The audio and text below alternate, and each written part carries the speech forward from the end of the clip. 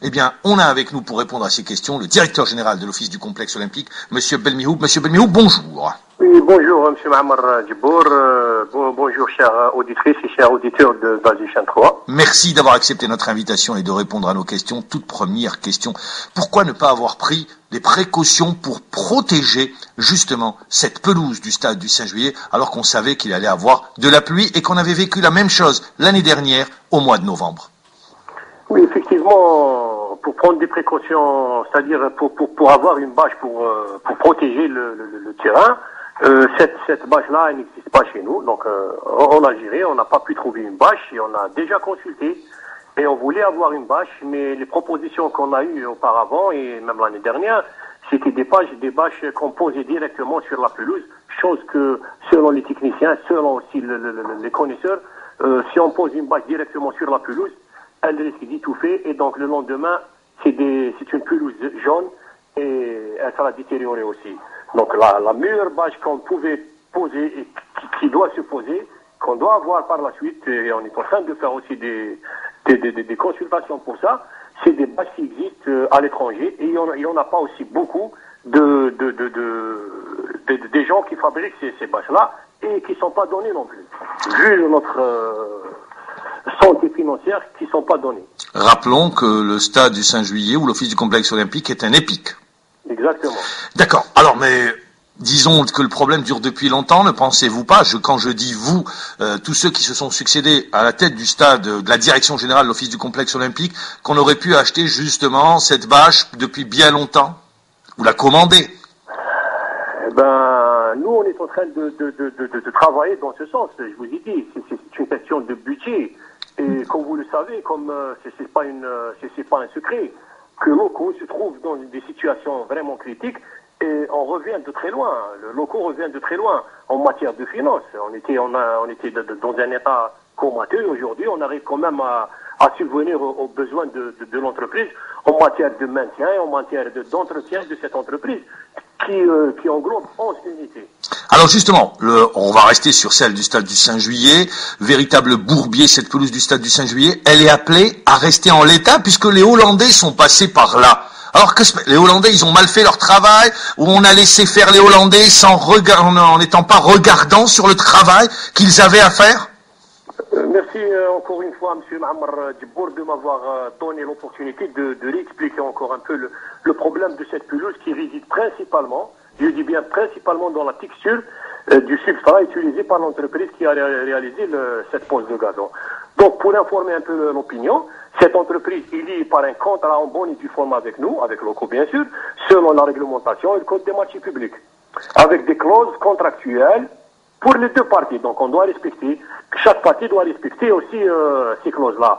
On ne va pas bien sûr parler de toutes les clauses, mais la plus importante qui aujourd'hui, disons, le point focal de ce marché, celle de la réception de provisoire, la réception provisoire, c'est-à-dire après la pause, après la fin de travaux, on a fait une réception provisoire qui a été déclarée avec des réserves. Et les réserves ne peuvent pas être levées puisque vu l'état de la pelouse. Je vais vous expliquer. Effectivement, ça a été déclaré avec réserve et ces réserves-là ont été sanctionnées par un PV et signées avec les deux parties, par les deux parties.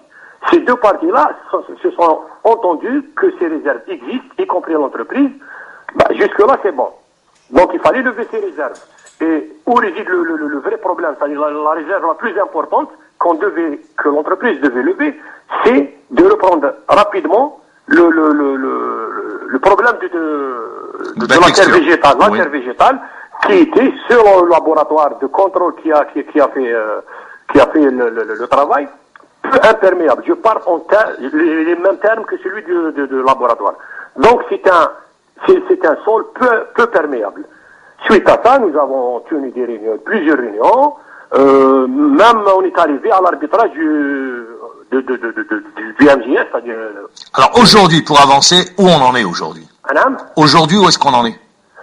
Aujourd'hui, cette entreprise a proposé une solution intermédiaire qui n'arrange personne, qui n'arrange pas ni locaux, ni bien sûr les utilisateurs.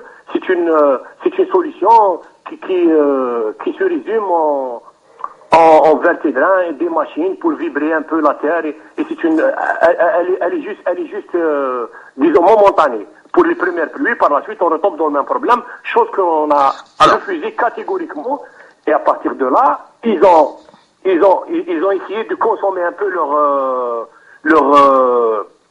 la garantie, c'est-à-dire le temps de la garantie, et à partir de là nous on est obligé de déposer de déposer plainte, c'est-à-dire de faire d'aller devant les tribunaux en justice. Aujourd'hui l'affaire elle est en justice. Elle est en justice, elle est aujourd'hui à la Cour d'État, donc pour l'ultime recours. Alors on va avancer un peu plus rapidement. Est-ce qu'on va rester traîner cette pelouse ou cet état de pelouse très longtemps? Alors pourquoi est-ce qu'on n'a pas fermé le stade cette année pour justement permettre de travailler et d'avoir une belle pelouse, de la réceptionner? Donc cette année, comme prévu, on devait la refaire juste après, bien sûr, le championnat et puis la Coupe d'Algérie. Mais malheureusement, il y a eu d'autres événements qui étaient aussi importants. C'est l'organisation de la fête du 50e anniversaire avec les Algériens, avec le mouvement d'ensemble. Et il y avait une fête. Donc c'est l'une des raisons qui a fait que le stade. Donc, voilà, donc ça s'est fait le mois de juillet, comme vous le savez. C'était le 5 juillet, la soirée du 5 juillet, et à partir de là, on ne pouvait pas reprendre rapidement et être prêt à la Mais on n'aurait pas pu aller vers la deuxième solution, fermer complètement le stade pour cette saison et refaire? Fermer complètement le stade, je pense qu'on ne va pas fermer complètement le stade, puisqu'à la fin du championnat, on aura assez de temps pour le refaire, et on reprend le championnat le plus normalement du monde. Le championnat ne va pas débuter avant le mois de septembre. Tout à fait. Donc je pense que nous avons le mois de fin mai, dès juin et juillet pour refaire la pelouse et puis faire ce qu'on veut. Est-ce que vous avez... Entre moments, on peut le faire sans aucun problème, sans parler de fermeture. Merci, et ça sera ma dernière... La fermeture, elle est un peu, disons, c'est un terme qu'on utilise comme ça, mais en sens propre du mot, ça va être comme une trêve où on va profiter des remédier à pas mal de choses, pas spécialement D'accord, la pelouse, pour refaire... prendre aussi en charge d'autres volets qui ont besoin aussi d'être... Et ça sera ma dernière question. Est-ce que l'appel d'offres a été lancé? Il n'y a pas d'appel d'offres. Bon, on n'a pas encore lancé l'appel d'offres puisque la procédure on a le temps jusqu'au mois de mai de faire une procédure qui arrange pratiquement le locaux pour pouvoir tomber dans une très bonne entreprise et non pas des entreprises qui ont qui font preuve d'amateurisme pour réaliser. Donc on a un peu le temps pour faire ça et on a largement le temps pour faire toutes les procédures. Le mois de mai, c'est pas demain, mais on a largement le temps de faire toutes les procédures. Et le contact est déjà pris avec les responsables du ministère pour trouver une solution radicale à ce problème. Maintenant, je suis désolé, moi, pour le match d'hier. Moi aussi, le match d'avant-hier. Moi aussi, je suis vraiment peiné de voir l'état de la pelouse. Et puis, notre équipe nationale qui n'a pas évolué dans un terrain où on peut voir un bon spectacle. Mais malheureusement, c'est les conditions climatiques qui étaient très très fortes. Oui, mais les conditions climatiques. Et là, je suis obligé de vous reprendre, Monsieur Belmihouk. Si vous allez en Angleterre, vous allez n'importe où, vous avez une belle pelouse, elle absorbe de l'eau et on peut jouer au football. Oui, je suis d'accord. Mais un BMS pareil, n'importe quelle pelouse, je dis pas qu'elle sera comme le nôtre puisqu'elle est plus affectée. Elle sera aussi, il y aura des conséquences. D'accord, mais pas autant de conséquences parce que... Vous m'excusez, monsieur Mahmoud, on a vu le dernier match du Real à Eventy, il y avait aussi quand même des problèmes. Oui, mais pas un Bourbier tel que le Serge. Non, je dis pas que, moi je suis pas en train de justifier ça par des conditions. C'est vrai que les conditions climatiques ont joué un rôle aussi. Ok, merci Monsieur Belmihouk pour toutes ces explications, d'avoir été avec nous en direct, mais on l'attend.